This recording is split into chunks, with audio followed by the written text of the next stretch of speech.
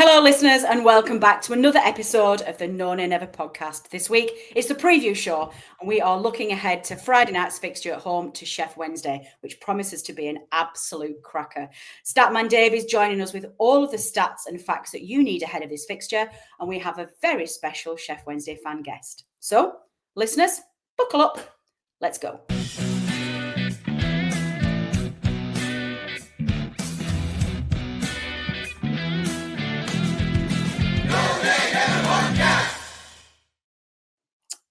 Welcome to the show. Firstly, the best view in football, Dave Statman Robets. How are you, Dave? I'm very well, thank you, Natalie. How are you? I'm all right, thank you.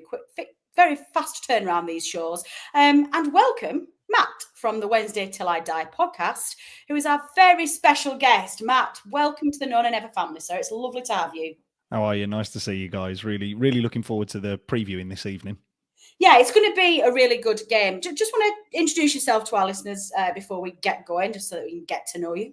Yeah, absolutely. So I am Matt. I am one half of a double act for the Wednesday Till I Die podcast. You can find us on X. You can find us on YouTube. We will be live after the game, not directly tomorrow. We are actually doing a watch along tomorrow for anybody who isn't going to Turf Moor and does fancy tuning in and hearing the game from a Sheffield Wednesday perspective. But we go live on X and YouTube on Sunday evenings at 8 o'clock.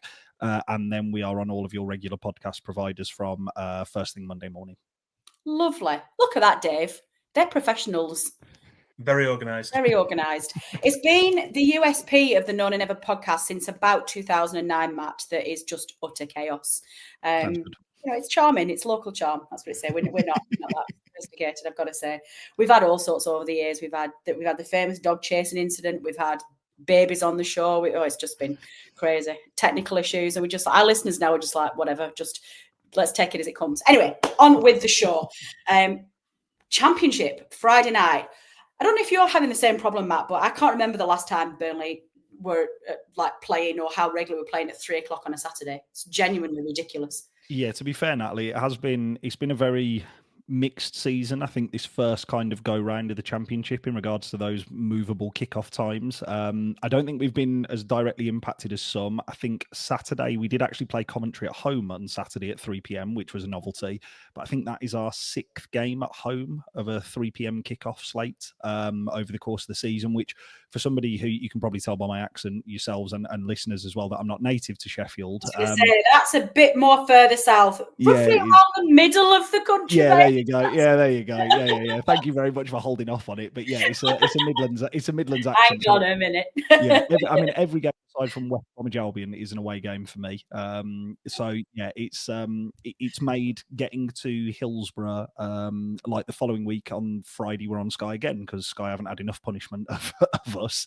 At the minute we're playing Sunderland as well at 8 o'clock, so it does make the kickoff times a little bit trickier, I'd suspect. And it has. Yeah, I'm not entirely sold on it. I think for the money that clubs get for it, I'm not entirely sold on it. Like I would imagine, and I am crossing my fingers that you are, a promoted side from this division this year. Like absolutely. I mean, compared to the other two who you're competing for automatic promotion spots for, I'd definitely prefer you guys to go up over either of the other two. To be fair, but I'm not surprised. But yeah, as you guys will have found as well, like the movable kickoff times, especially away from home, have been just really irritating. I just think for the monetary value that the league of, supposedly £7 million that each club have received in terms of the payment for it, I don't think sort of the product that you receive as a match-going fan actually equates to the sum of money that you get in. I don't think it makes it a fair trade-off, to be honest. I could not. Honestly, I think that is probably the most eloquent summary of the situation that I've heard from everybody this season, and that's absolutely right. As a general principle, I don't mind because the Championship desperately needs some external investment. The gap between the Championship and the Premier League is getting bigger and bigger. We were gone from it for 1 year last year, and just like the difference when we went up, we went from six consecutive seasons and doing all right, got into Europe 1 year, to literally not being anywhere near the standard with just 1 year away, and it was just painfully obvious. So yeah, the money, if they are going to turn the Championship into the same televised sport that the Premier League has become as a product and take that brand worldwide, there has to be a much greater remuneration for the clubs. I completely agree. Yeah. Excellent. What a start. This is going to be a great podcast. Dave, what are we going to do? We're going to bring Statman Dave in for a couple of stats about Burnley against Sheffield Wednesday. And then, Matt, we'll be back with you to talk about how your season has been going. So, David, over to you. Yes, the Wednesday, as they were known until 1929, first visited Burnley for a competitive match in 1893. Prior to that, they'd already taken part in 3 friendlies at Turf Moor, losing 5-0 in 1887, and again by the same scoreline in 1889. This was followed by an even more crushing 8-1 defeat in another friendly in early September 1890. Their first league visit, though, was in March 1893 and was a slightly less severe 4-0 defeat. But it hasn't always been one-way traffic. As anyone at April 2003 will know all too well. On that occasion, the final score was Burnley 2, Sheffield Wednesday 7. In between, there was a golden era for the Clarets from 1961 to 1972, during which Burnley managed 11 consecutive home wins against Sheffield Wednesday, the last 10 of which were in the league. The sequence included scorelines of 4-0 twice, as well as a 4-1, a 4-2, and also a 5-3. However, based on recent form, I don't think too many people will be getting their hopes up of too much of a goal fest on Friday evening. I don't know what you mean by that, Dave. It's absolutely goals galore at Turf Moor. I'm genuinely quite surprised that we keep getting put on TV, actually, because we're just boring half the league to death. So maybe we'll start getting more 3 p.m. kickoffs. Right, Matt, let's bring you in and let's have a little conversation with you. Let's start with a general overview of the season. How is it going? How are you feeling? Any surprises? And I guess certainly from an on-the-pitch perspective, we can probably categorise this as better than expected. We're going to give you the floor, sir. How is it going? Yeah, it's a really, really interesting question. On the pitch, it has gone to, I think, actually, when you step back and remove the emotion from it, I think it's probably gone to script in terms of how lots of Sheffield Wednesday fans entered the season.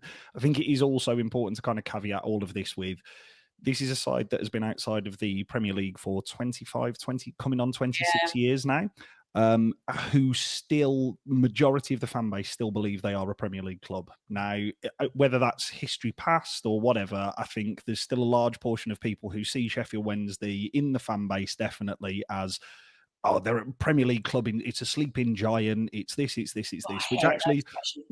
Oh, I do as well. We're knocking on for a quarter century here, and Sheffield Wednesday have not played in the Premier League. I am very much of the firm belief that it is a mid-table championship club that has a bit of success, potentially touching the upper reaches of the championship. But I'm talking playoffs, not challenging for automatic promotion.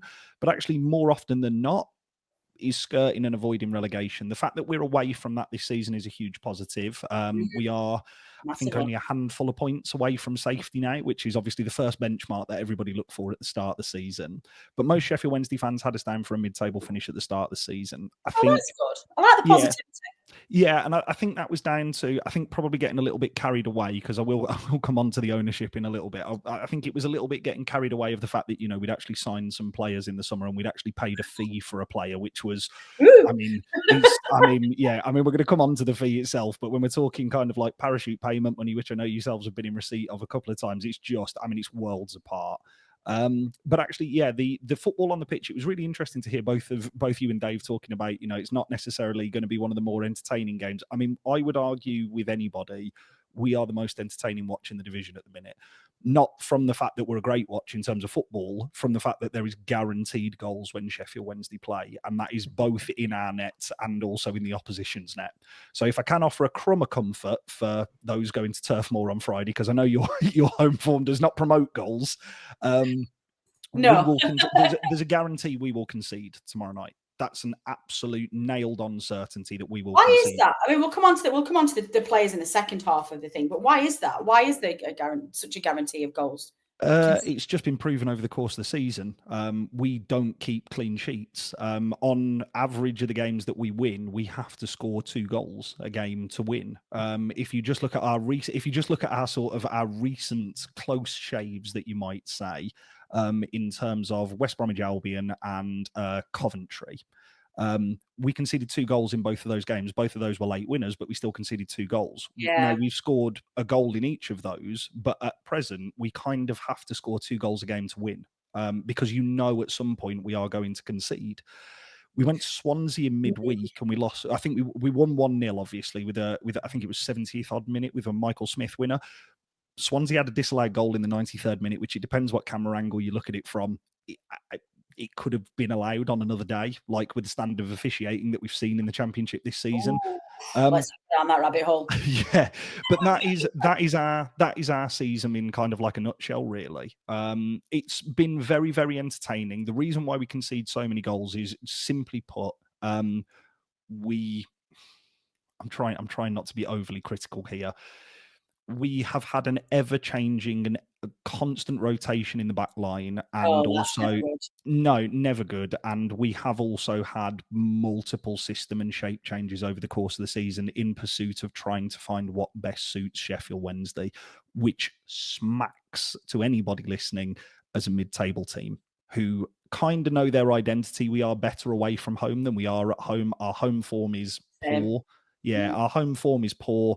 Our away form is better because ultimately we are a better team without the ball, which I'm sure rings true for yourselves in terms of obviously the promotion of kind of like better away performances than that at Turf Moor. Yeah. But yeah, I think if you look at it over the course of the season, I don't think any Sheffield Wednesday fan can be disheartened or disappointed to be sat, 3 points, 4 effectively with goal difference away from the playoffs at this point. Myself and James sat on our podcast and basically said, if you can get to Easter and still be in touching distance and then gradually you fade away, a wonderful season. Like a wonderful season when the dust has settled on everything. I think the sprint finishes the Championship. 100%, yeah. And I think the trade-off to that has been we are aware of the window of opportunity that this Championship season presents in terms of, we have spoke about it a lot on our pod. I don't know how you guys feel about it. We feel it's a very, very poor Championship division. Oh, it's awful. Yeah. Awful. Yeah. Yeah. The level of quality horrible. Oh yeah, and the level of quality in this division is not there this year. Yeah. I think the stress that we've got about getting out this year and not being stuck in with it, Ipswich, Leicester, and Southampton coming back down, and the usual strong contenders from the Championship not going up. Yeah, it's horrible, isn't it? The thought of for yourselves, the 3 into or 4 into 3 doesn't go. Like that is, that would be very nerve-wracking if I was in your position. But I suppose we are aware also of the other thing, which is has been our secret weapon for the last 18 months, really, who's not really a secret anymore. It's the manager. The manager has got our playing squad performing above a level that, for many of the players we've ever seen before, who have been at Sheffield Wednesday a long time, and we're aware that he wants to get to places fast. The problem is our ownership doesn't necessarily facilitate that. So it's a trade-off, really. It's a conflict. Well, before we come on to your ownership, or you might be able to overlap the two of them, because your manager is going to come on to next, because obviously this season is significantly a significant improvement to the one that you had last season, and he has been credited by turning around performances on the pitch massively. So how is he settled among the fans? What's the fan view of him? And I guess what's his end game? I'll be honest with you, when he came in last year, it was a really low bar that he had to beat. We had Cisco Munoz, who was but previously, I suppose, best known for being Watford manager when they got promoted during the COVID season. I would argue I could have got that Watford squad promoted with the level of quality that they had. That's true. Yeah.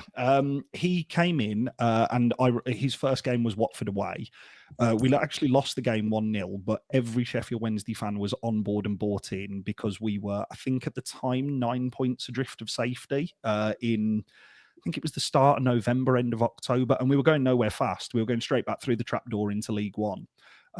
Come February of last year, so 2024, we were still 7 points away from safety, going nowhere fast unless you were watching Sheffield Wednesday, and you were amazed by the level of football that the squad were pulling out from the time that he came in sorry, it was end of October last year. Yeah.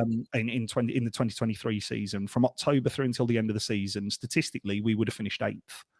Oh, So wow. it gives you an idea of how much That's of a how turn. bad it was to start with. Jesus. Yeah, it gives you an idea and a sea change of kind of, I think we had 2 points after 13, 14 games, something like that. So it was ridiculous. Oh, ouch. Yeah, it was ridiculous. It was very painful. To put it down to what he has done, last season he galvanized the fan base entirely around himself, and the coaching appointments and the staff that he brought in, Chris Powell most notably, who obviously to date was with the England setup. He brought in Henrik Pedersen, who I suppose is best known for his time at Bolton, as well. Yeah. And he brought in very smart coaching appointments, and built a belief and a system around the players and the fans that every single person bought into, all pulled in the same direction, which ultimately culminated in us getting to safety on the last day of the season away at Sunderland. But ultimately, we would have needed a lot of results to go against us to not stay up last year.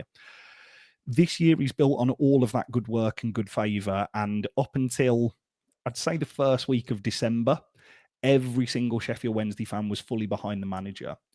Then Southampton sacked their manager. Now, why this is an important detail is because Danny Röhl was previously the assistant manager at Southampton.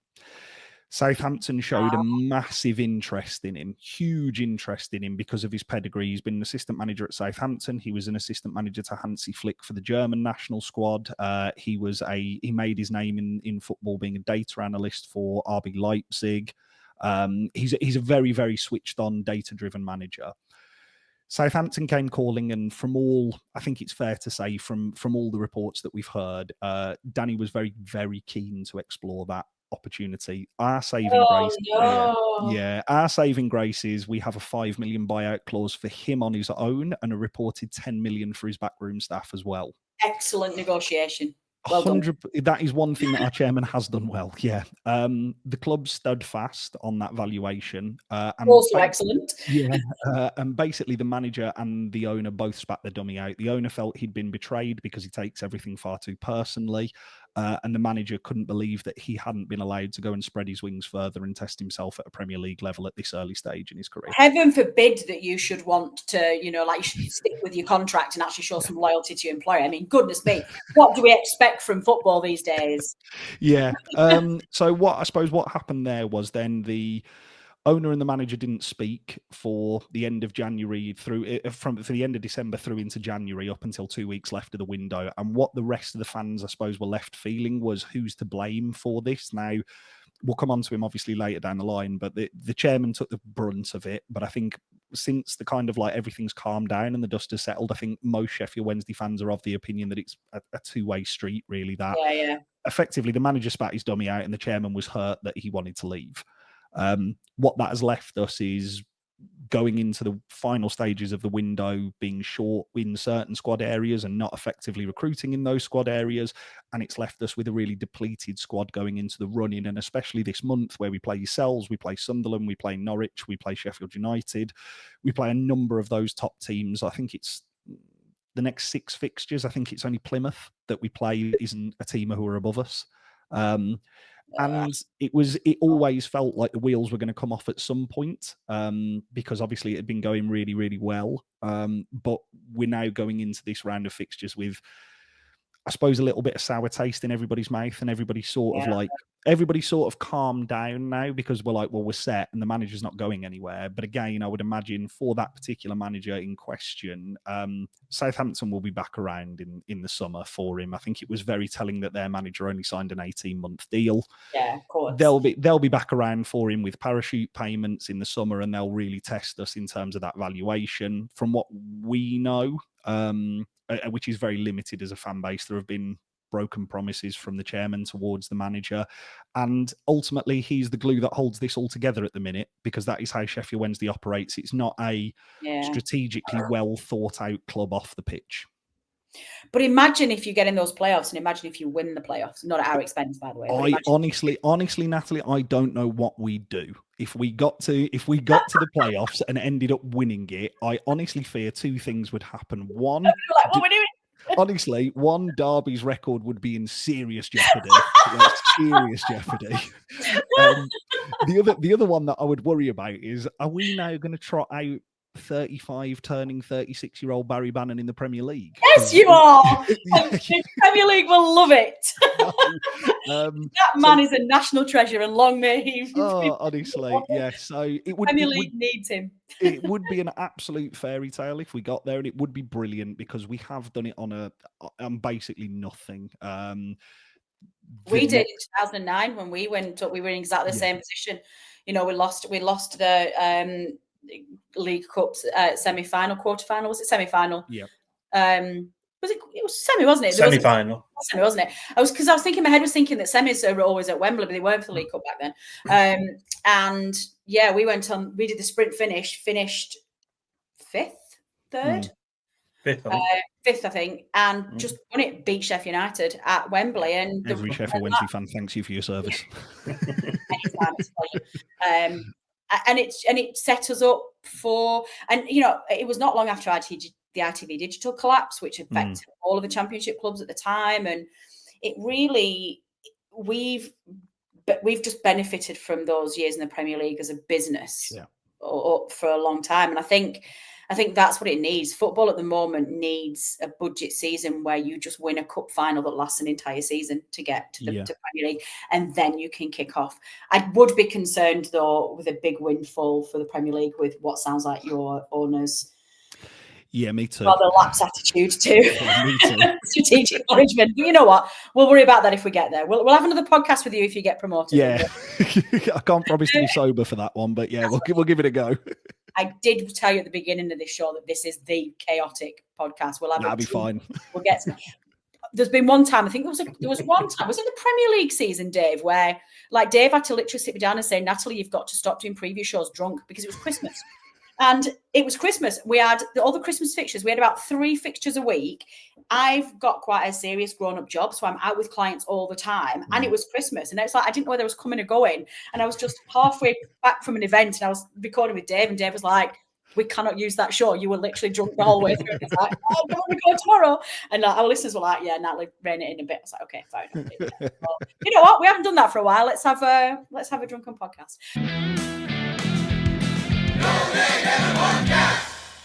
Dave, let's head back over to you for a little bit, please. Just give Matt a little break and give him a chance to get a little glass of water and collect his thoughts. The controversial No One Ever Remembers memory match, which Dave and I, Matt, for you won't know this, but Dave and I keep arguing over the name of this feature. I call it memory match. Dave calls it No One Ever Remembers, which feels a mouthful, but whatever. What epic game have you picked for our listeners this week, Dave? Right, well, there haven't been too many Burnley home wins in this fixture in recent years. We've selected the last time that Sheffield Wednesday visited Turf Moor, which was early on in our 2015-16 Championship title-winning campaign. David Jones opened the scoring for Burnley, direct from a free kick in the 7th minute, but the visitors were level again after 20 minutes with a powerful header from Ate Nuhu. It looked like it may stay that way, but 2 Burnley goals in the last 12 minutes, a Matt Taylor volley, and then a well-taken solo goal by Andre Gray, his first goal for the club, ensured that the 3 points would remain with the Clarets. So the final score was Burnley 3, Sheffield Wednesday 1. The Burnley Express headline afterwards was, "It's a grey day. Burnley's iron will prevails." Maybe a case of the strong jaw coming in, I think, in those early days. Sean Dyche's, well, early days, it wasn't early days, it was our second promotion, but certainly getting going in the sort of mindset that we had.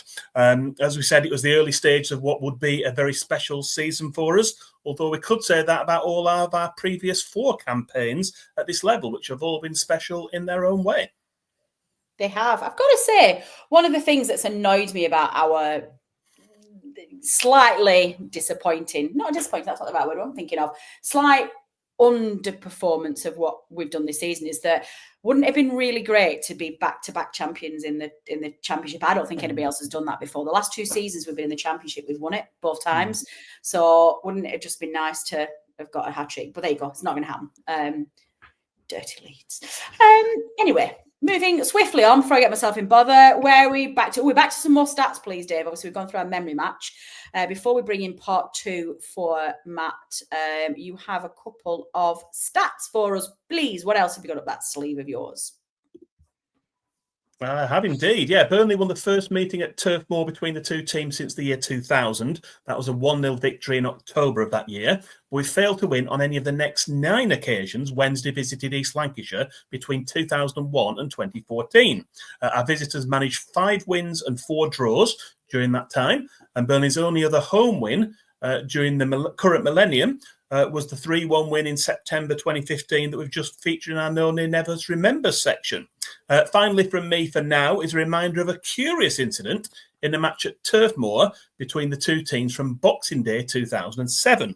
After referee Scott Mathiasen had awarded visitors a penalty for a foul by Stephen Caldwell on Marcus Tudgay, he allowed Dion Burton to take the spot kick, while Burnley goalkeeper Gabor Kirai, remember he of the baggy pyjama trousers, he was still stood to one side of the goal, clearing the mud off his boots with the aid of one of the goalposts. Rather than correcting his oversight, the goal inexplicably was allowed to stand.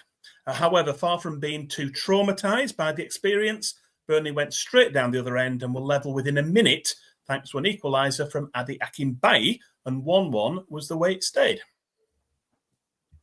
Excellent stuff. I lost my button then to bring us all back onto the screen. Okay, Matt, we've given you a break. Come on, back to work. So, talk us through, please.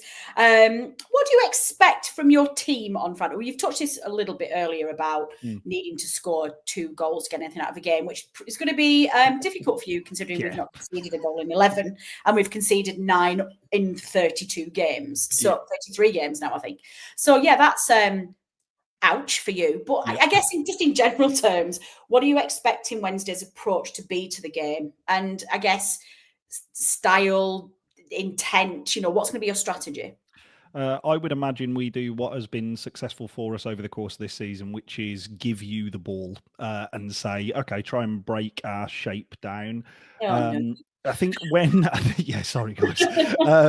I think when the two sides met at Hillsborough, obviously earlier in the season, I didn't think there was too much between the two teams, to be fair, aside from quality in the final third and then the defensive third from yourselves. There was, it was a relatively even game in that middle third of the pitch. But in the key moments, you guys took your opportunities and we didn't take ours. I would imagine away from home, how we've seen Danny set up the team and how the team have responded is we look to keep it relatively tight for the first half. We score a lot of goals in the second half away from home over the course of this season. We'll look to then come out and attack during the second half.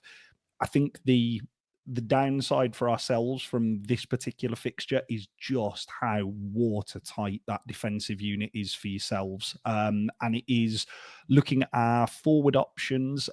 We have got some very creative and exciting players for this level in those areas. Jeddy Gassama in particular, who plays left wing for us, is in sparkling form. If he continues it for the next 6 months, I wouldn't imagine to be at Sheffield Wednesday for much longer. But having said all of that, when we have come up against the teams who are in and around those top 6 places, I think we've only beaten one of them, which is West Brom at Hillsborough, and that was with a 3-2 victory at Hillsborough. Every other team we have failed to beat, and I would imagine it's been weird this season, right? Maybe the odd side. Yeah, I agree. I think their early form this season has set them up to be where they are, and they're sort of clinging on to those top 6 places. So, But I think when you look at the game from our perspective, this is probably as close to Leeds as a free hit as you're going to get. When we went away to Ellen Road earlier this calendar year, we kind of sat there and were like, do you know what? We don't expect anything out of this game, so anything that we do take is a plus point. We're going to Turf Moor tomorrow on Friday evening and basically doing exactly the same. Do you know what? If you get something out of the game, absolutely brilliant. If you don't, move on, because there are games coming up which are teams below yourself, around ourselves, which are of less quality than yourselves defensively, and they will give you opportunities to score. Okay, that's not what I wanted to hear, by the way, because the challenges that we've had with our 456,212 0-0 draws at home this season has been it's just been a difficulty, whether that be Parker's tactics or the style of play or the players that we have, be breaking down teams who defend stubbornly and who give us the ball as being horrendous. Now, there are some signs for Burnley. We are starting to score. We played Hull, which we thought was going to be a lot more difficult game than it actually turned out to be last Wednesday at home. The game was wrapped up by half time. Everybody, it was an absolute training session, was the second half. I don't expect you to be as lacking in direction, I think, as Hull were that night. But we have started to get a little bit more clinical with our goals. Fleming starting to look well. We've brought Edwards in, who looks he has to start before long. And we've, Manuel Benson's back on the pitch, you remember from a couple of years ago in Vincent Kompany's, I hate saying that name, but Vincent Kompany's squad. Try not to mention that man's name on the podcast. And I'm still reeling that he broke Celtic hearts as well, because I would have dearly loved for him to not go through. But anyway, I digress. I'm a stubborn, emotional football fan. To be fair, Natalie, just if I can jump in there, I'm not surprised, because the style and brand of football that he brought in when you went up was, I would argue, the best that the Championship has ever seen. To then go into the Premier League and attempt to implement those same tactics, okay, you could argue naive. You could also argue, I think, a little bit selfish, because I would imagine when he went to, my understanding is he wasn't Bayern's first choice. I thought he was 4th or 5th down that list. 9th. Oh, there we go. I was doing him a favour. I was doing him a favour. I like to remind people of every single time I can. But he could then go in there and basically use yourselves and say, well, the players aren't good enough. And I'm not surprised. Career, not the club. And with that, listen, our poor listeners have heard me say this a million times now, so apologies. I'm going to stop saying it after tonight. But with the points deductions and the chaos of the Premier League last year, we could have survived if he'd just been prepared to do his job and make the compromises that were necessary to give a club like Burnley to survive. But he didn't. He managed his own career and was rewarded with the Bayern job. And I have such dislike for that gentleman. But we're not here to talk about him. We're here to talk about the lovely Sheffield Wednesday and this game on Friday. Who do we need to look out for then, Matt? Who you talk about, you can score and you need to score 2 goals. Who's going to pose the biggest goal threat? Biggest goal threat. Oh, this is going to be really interesting. So our biggest goal threat is actually a player who comes off the bench, a player called Michael Smith. So we have Josh Windass, who is our top scorer with 10 league goals this season. But Josh Windass has always been a bit of a purple patch player, so he goes through stages where he's really good. I cannot. Same with his dad. I can't hear that name without the Beavis and Butthead humour coming out into my head. Got you. But I didn't want you to think that I was laughing at you, which is no, it's fine. Please do continue, sir. So we have Josh Windass, who's on 10 goals, but he's a very purple patch player in terms of he scores in streaks rather than being consistent at this level. He hasn't actually scored since, I'm sure anybody listening to this will have seen the goal that he scored on against Derby on Boxing Day or New Year's Day at Hillsborough. Boxing Day, sorry, where it was from 65 yards inside his own half. I do remember the goalkeeper, but he hasn't scored since then and hasn't looked like scoring since then. So that gives you a bit of an idea. Next 3 seasons. Our biggest goal threat, I would argue, consistently over the course of this particular portion of the season is a player called Michael Smith, who is probably most notably known for his time at Rotherham. He then made the switch from Rotherham to Sheffield Wednesday on a free transfer alongside Michael Ehekwa at centre-back.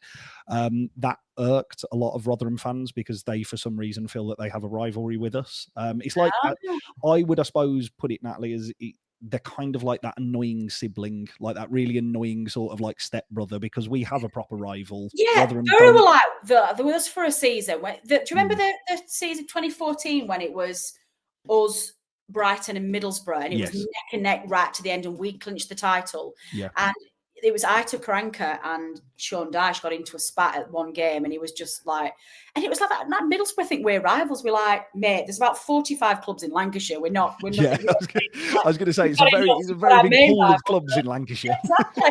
It's like we've got lots of geographical rivals. Go away. So yeah, I get that. So yeah, I would imagine Michael Smith will be the biggest goal threat. I've mentioned Jeddy Gassama before. He's a left winger who is he's been, I would say, more consistent since coming into the club at the start of last season. He was very, very inconsistent, but he was technically a very, very good player.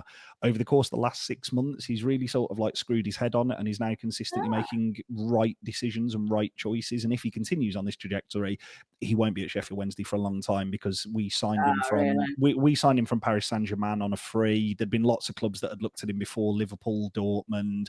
Nobody took a punt on him as a kid. We ended up getting him, I think, through an agent contact in terms of like regular first team football. Our best player over the course of this season statistically is Barry Bannon, still at 35.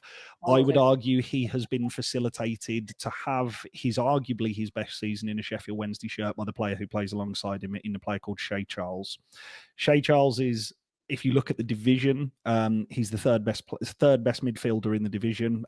He is a do-it-all sort of central midfielder. He's from Manchester City's academy. He was signed by Southampton. He played mostly off the bench for Southampton. Southampton loaned him out at the start of the season to us. He wins everything in the middle of the pitch. He gets the ball, starts attacks. He brings players into play. And what it's allowed Bannon to do at his ripe old age of 35 is to dictate games for us against those middle to bottom end clubs. I'm really, really not trying to oversell him here, because against West Brom, I did exactly that, and he was awful. It was his worst game. It was his worst game that he's played for us.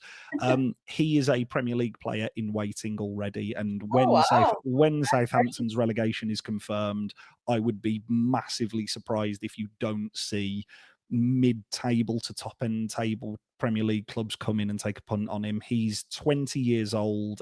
He's played 5 games for Northern Ireland. He's a Northern Ireland international, and he's already their captain. Wow. He's a good, very, very good footballer technically. We had Ross Barkley on loan before Ross Barkley was Ross Barkley. And you watched him for I think it was like 10 games that he played for Sheffield Wednesday, and you were like, what are you doing here? Like, you're so good. What on earth are you doing here? And ultimately, obviously, his career probably didn't hit the heights, but he played for a top 6 side. I would imagine the same of Shay Charles. He's a wonderful, wonderful footballer. No, well, we'll keep an eye on from them. I don't like to put our opposition fans on the spot with things like this, because you should be watching. Not everybody watches the rest of the Championship, but certainly from what you've seen, if anything, or read of Burnley this season, what particular threat are you concerned about from our perspective? Obviously, the defensive unit is a major concern, because I think I am very much of the belief that if you have a very strong and solid defensive platform, it doesn't need to be anything like yourselves, because yourselves it's just an outlier. It's unbelievable, like how defensively sound you've been, but it gives you a platform to build on and go and win games. And ultimately, as you were saying there, Natalie, over the past couple of weeks, I've sort of noticed a couple of results that have started to click in the right direction, and actually that. When you look at, I suppose, we saw Zion Fleming last year for Millwall, and he wasn't a particularly spectacular forward for Millwall by any stretch of the imagination. I think it was always a case of when he landed, I suppose, at yourselves in the summer, you just kind of automatically, as another Championship side, thought, well, he'll get chances and he'll score. And I think with that starting to click into gear a little bit more in recent weeks, I think that's probably allowed. I mean, I know it's Lyle Foster, isn't it? Who, yes. Who had I suppose it depends who you listen to, like a horrendous miss at the weekend against Preston. 2 of them. Yeah. 2 of them. The one where he dragged it wider than near post, I think, was the one which I kind of sat there and was like, he's got to be scoring that. I've seen PTSD from those. But it's. I mean, I look at a player like him and just think, on his day, he has the ability to turn any defence in the league inside out. He should be better than he is. He's had a disappointing season. Like when we kept him in the summer, we genuinely thought that he was going to set fire to the Championship, because he should be in the Premier League. And it's never, and at the moment, he's on the left wing because we don't have a left winger properly, and it's all just square peg round holes, and he's just not proven himself to be a goal scorer, a natural goal scorer. He's not a predator. He's not that kind of player. Now, he's been all right on the left wing. He's probably been creating a few things, but we're having to play Flemming as a number 9 and not as a number 10, because Flemming's not performing as a number 9 to give him that freedom. So what's now happened is that Edwards is going to do a straight swap for Foster, play on that left wing, and Flemming's going to stick on as number 9, which feels like a bit of a waste because we know that's not his best position. But you know what? You could have the best players in the world up there, and Scott Parker's system doesn't create numerous goals over a game. So because I think I think that's been, I suppose, not the most disappointing thing, because I think ultimately there's more than one way to skin a cat in terms of how you win games at this level in particular. And I think my personal belief is the approach that Burnley take is going to be long-term more sustainable than playing champagne football at this level, in terms of like being defensively sound and taking your opportunities when they come. It was also kind of like, I think, was it John Joe Shelby came in January as well, didn't they? Yes, yeah. And I looked at that. And once you get rid of, like, you know, the hilariousness, as there've been clips on him of showing his highlights on social media after a night out, once you get past all of those kind of like comedy gold moments, it's a really, really smart and sensible piece of business. Yeah, it's somebody who, I mean, many moons ago, we watched him play for Newcastle and come to Hillsborough and be outstanding. Now, he's not going to be that player now, obviously, with a stint in, you know, Turkey and kind of like the other struggles that he's had in English football at the top level. For the Championship, for somebody to bring in on 3-game weeks, it's a really, really smart piece of business. Yeah, and I think I just look at your squad with very envious eyes and kind of sit there and think, oh, there's so many players who can hurt you. Like, there's so many, and even when you that's really interesting. We feel the opposite, because we sold an incredibly elite squad, the whole squad in the summer, and the players that we've brought in. It's been a weird season. The players that we've brought in, we've got a stronger connection to them as individuals than we have in a long time. We've got rid of that toxicity that came with Vincent Kompany in that squad, and that group of players that were just, I don't really know why they were here, and just that weird dressing room that Vincent Kompany had. And Scott Parker and this squad of players has brought a unity back between the pitch and the fans, and I love them all. But the reality is that aside from the back three, the Holy Trinity at the back, that squad is man for man weaker than, well, you expect it to be weaker than the Premier League one, but it's weaker than the Vincent Kompany one from 2 years ago. But then you kind of, this is what I was talking about at the beginning of the show, how we've kind of gone a little bit entitled in some respects, and a little bit above ourselves, which is not what we really like as a fan base. No. Because I think it's just like, you saw that Vincent Kompany season, and you saw the ALK capital money coming in and some of the players we were signing, and you just think, don't take that away from us. And when you start to see a weakened squad, but then you've got to remember that you're now the Manchester City Liverpools of the league when you were this in the last league. So you've then got the rest of the Championship who've been trying to get out of the Championship for 25 years, looking at your squad and going, that's ridiculous. So I mean, in terms of just, I mean, I suppose, can either of you like tell me how much Burnley have spent on this squad? Like, not like obviously, like how much just the expenditure has been, like roughly 80, wasn't it? 82, 83 million, I think. Do you know how much you've spent in the last 2 windows? Well, probably 200 million. Yeah, but it's been difficult because in the last 4 transfers, we've traded a lot. We've sold, like when Dyche got sacked and we brought Kompany in, they all went, like the Ben Mee, Nick Pope, James Scott, they all went, and we had the Kompany years, and then we switched them all out again in the start of the Premier League because Vincent Kompany decided his Championship 106-point squad weren't good enough for the Premier League, and then we sold them all again this summer. So we have spent, but we've sold 160, 170 million worth of players the last 2 summer transfer windows. So, but Dave's probably right. It's probably around 200. The reason why I say that is because in our chairman's current reign, we have sold £7 million worth of players, and in the last No. In the last 6 seasons, we've paid £4 million in transfer fees. Well, So Burnley it gives fans, there you go. The reason why I'm kind of giving that context is because I suppose when a side like ourselves comes up against somebody like you, and it's not trying to play like kind of like, because we've made our own mess. Like, I mean, let's be perfectly honest, we've made our own grave, so you've got to kind of lie in it. The thing is, we will always look at the squads that come down from the Premier League with the parachute payment money. And here, rightly so, Burnley should be competing at the top end of the division, and you are, which is rightly so. But I suppose it's one of those, we look at the game on Friday and just think the squads are light years apart. In terms of, you look to turn to your bench. Say, for argument's sake, Lyle Foster doesn't start for whatever reason on the game on Friday. Edwards instead of Foster. We take Edwards off and bring Foster on. Yeah, we turn to our bench and take off, say, Jenny Gassama, who I've mentioned a couple of times here, and we bring on Callum Patterson, who is, for nicest will in the world, very, very try hard. Really, really, runs his nuts off. But if you ask him to control a ball, 3 times, he'll do it once.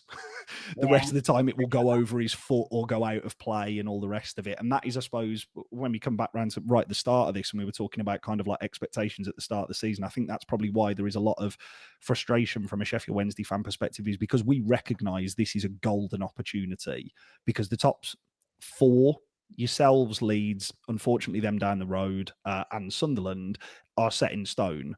You've then probably got anywhere between 5th to, how far can you go back? Probably, I think you can probably even go back. I think it was something stupid like there's only 6 points that separate 5th down to 14th or something like that.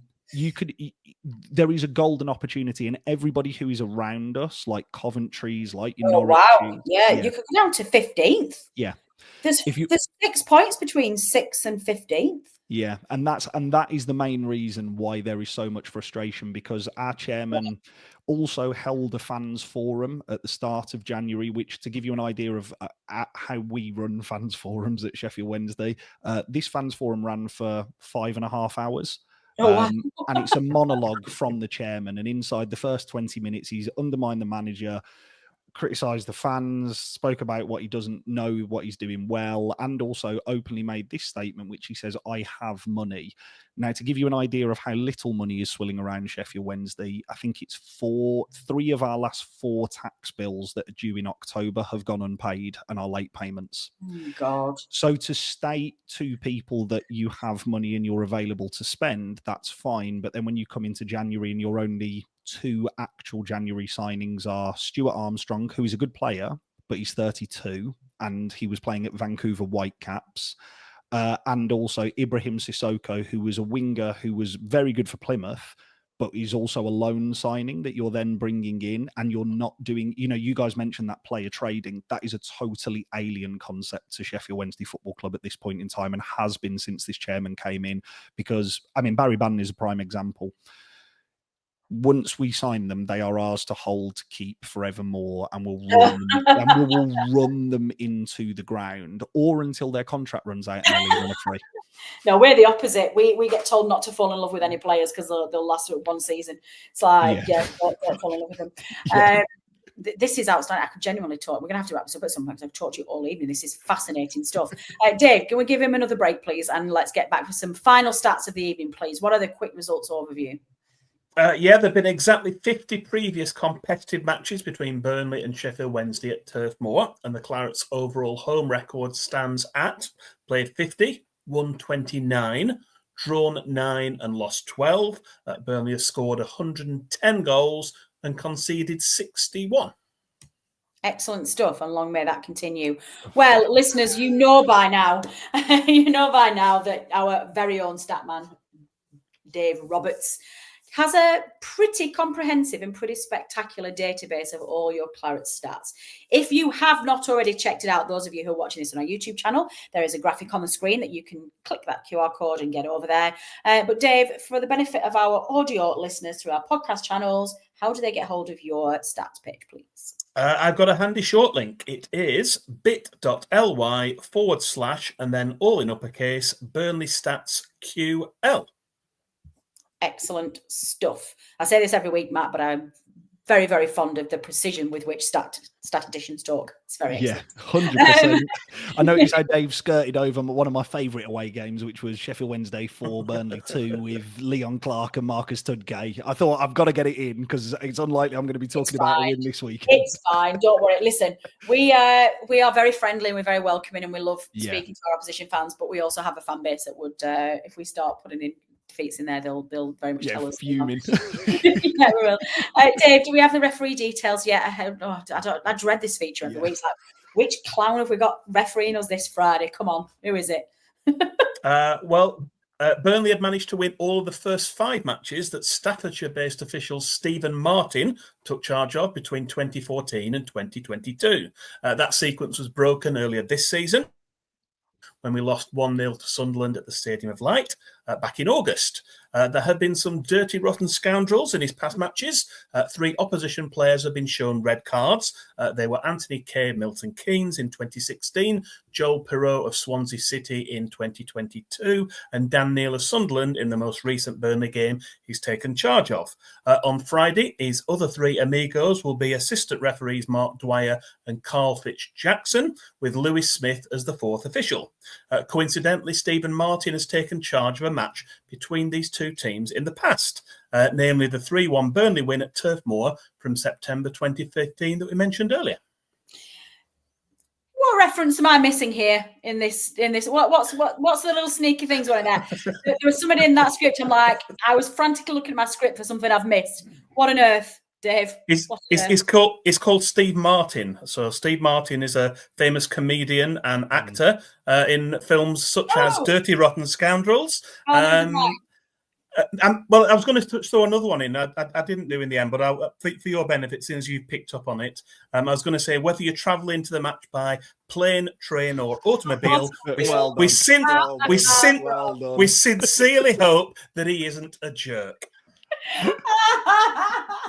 So I knew when you were reading it out, I was like, hang on a minute, I've missed something here, something. And I'm looking in my script. Dave usually puts in my script like little pictures of things. Usually when we mention Sam Boakes, and I get a nice little picture of Sam. But I was like, there's nothing in my script. What the hell have I missed here? And I didn't pick up on the Steve Martin, but I heard the things and I was like, hang on a minute, something's wrong here. Excellent. Right, let's finish off our podcast, please, with some score predictions. We'll let our guest go first. Matt, what is the score prediction going to be? As much as it pains me to say this, because if you offered it me now, I would snap your hand off and just call it a 0-0 draw and everybody go home. Sadly, I don't think that's going to be the case for Sheffield Wednesday. I see this being Burnley 1, Sheffield Wednesday 0. Oh gosh, that must have been painful. Thank you so much for for an honest assessment. You are allowed to back your players. You know, we're not very nasty here. I do back them to concede. Okay, that's true. Well, if we after everything you've built up tonight, if we don't score, it's going to be golden. Dave, what's your score prediction, please? I don't think Sheffield Wednesday are going to score twice, and I think they might do well to score once. I think it's going to be a low-scoring game. I'm going to go for a 1-0 Burnley win.